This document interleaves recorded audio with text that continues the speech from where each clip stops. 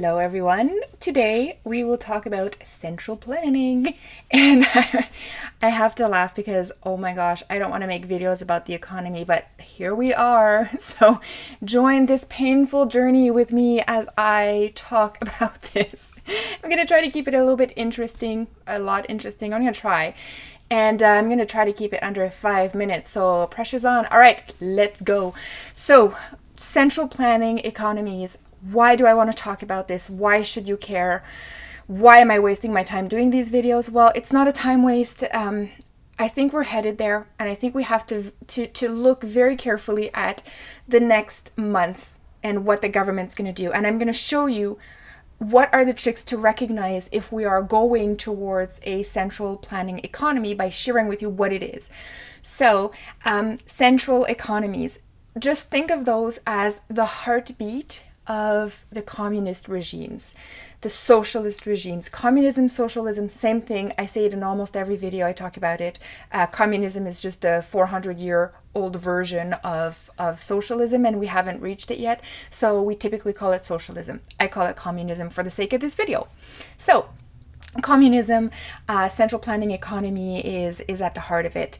And what they do is essentially the government takes over. So basically, if you want to look at it, there's a really sad way to look at it. It's they take over control of all of the aspects of the economy over. So the government, a small group of people will do that and kind of dominate the majority.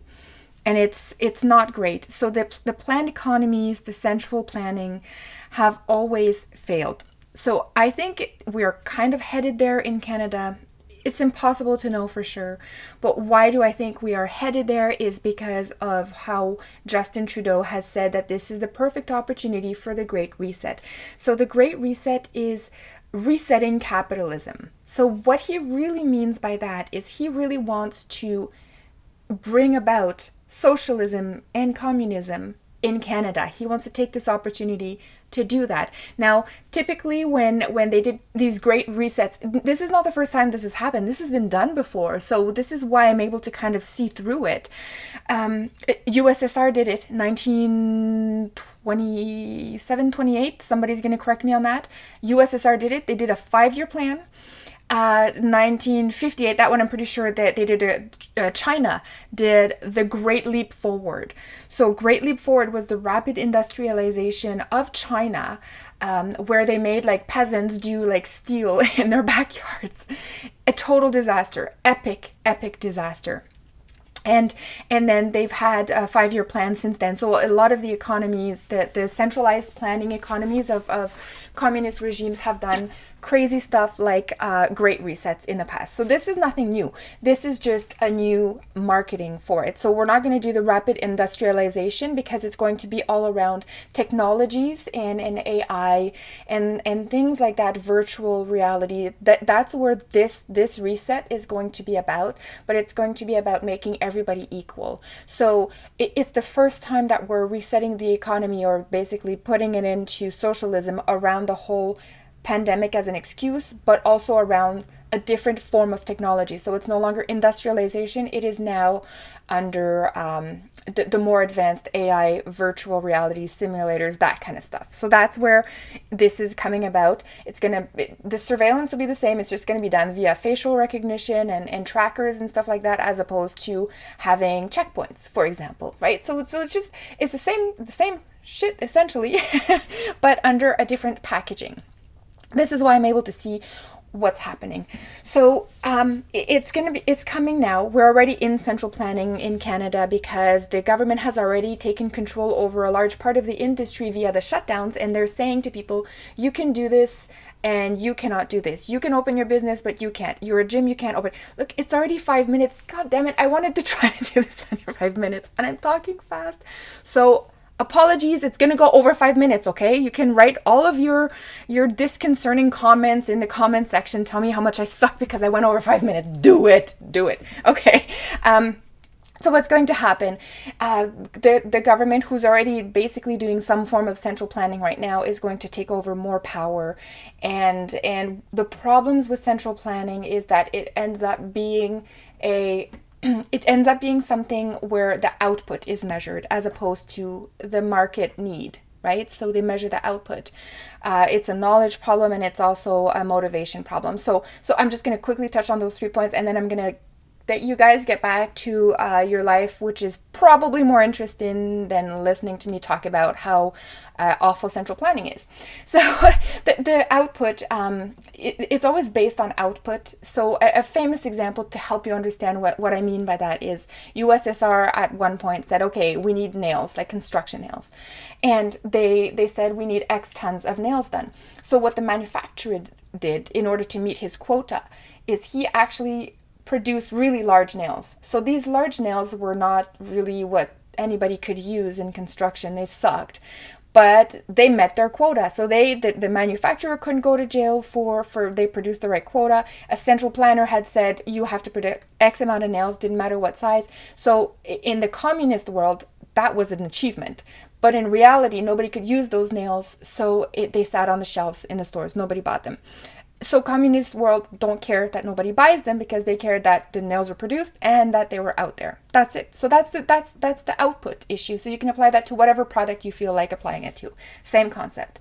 The knowledge is a problem because there's no way for a central committee to understand all of the different intricacies with regards to a local, right, economies, or what local people will need, what local people want, and the knowledge. So for example, just think about it this way: if you have a meat eater town, like let's pick Alberta, like a province, right? Alberta, they produce a lot of meat. It would be like a central planner saying, we're going to open up vegan restaurants across Alberta. You can see right there, it's totally missing the mark. And it's because either they don't care about getting the knowledge or they actually don't have the knowledge. But that's what is often referred to as the knowledge problem in central planning.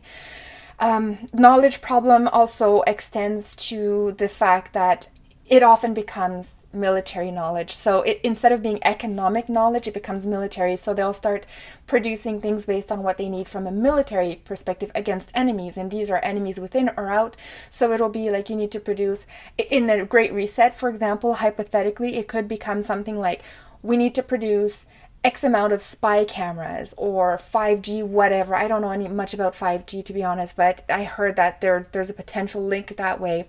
But it would be like saying, I want to produce 1 million cameras to go on streets of big cities in Canada.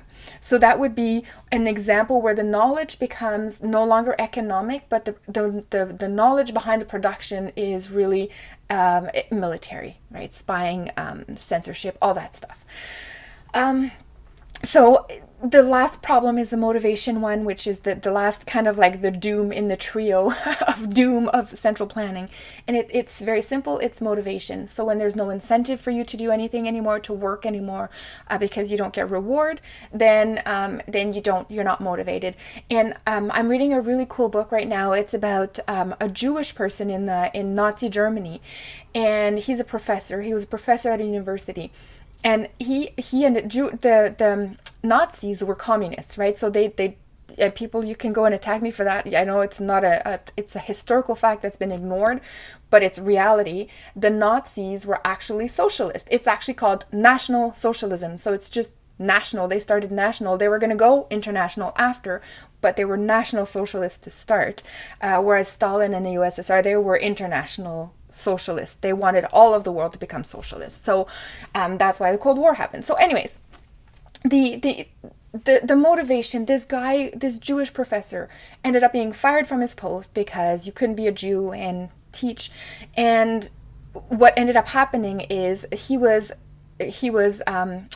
called upon to go and shovel. So even though he's 60-year-old, it's not the ideal demographic age to go do shoveling, which would be more of a young guy kind of thing, but whatever. They forced the people from the Jewish ghetto to go and shovel snow. So they would go and do it. Now, because the Nazis didn't want to stand there for 12 hours a day watching these dudes shovel, they would go and be in their barracks somewhere. So they were kind of unsurveilled as long as they were there for the 12 hours. So it didn't matter how much snow they really shoveled because there was no reward at the end of it. They would get some menial, stupid little amount of money that could barely buy them anything because of the inflation anyways.